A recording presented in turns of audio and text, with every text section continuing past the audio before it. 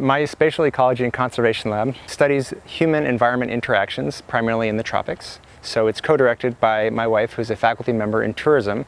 We both are interested in geospatial technology. I tend to be very much into geospatial technology, having used an array of satellites, different types of sensors, field-based sensors, for 15 years now.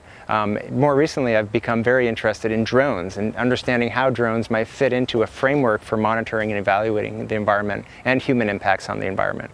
And we fly a drone that could do simultaneous LiDAR, which is basically like a laser rangefinder, except it does it 300,000 times per second. And simultaneous to that, we collect something called hyperspectral data. We fly over and collect 272 bands of spectral information. It's a one-of-a-kind system, but it enables us to fly over and in 20 minutes go over about 80 acres of area, measuring in very fine detail all the structural aspects of the forest or whatever ecosystem we're flying over. Typically, we're using a variety of sensors. So we use camera traps. An optical sensor actually measures, it's triggered by heat of an animal passing by. We use soundscape meters, automated audio recorders we attach to trees. Using that huge volume of information, we can then start to look at very detailed questions relating to species composition. Where are different types of species? Are they suffering stress? All sorts of questions relating to their growing environments.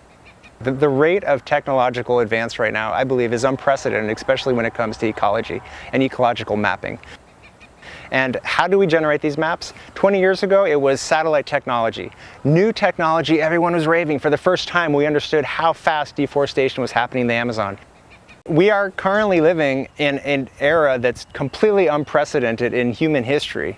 We are reading about and witnessing the extinction of species that we've all taken for granted and have expected to be around our entire lives.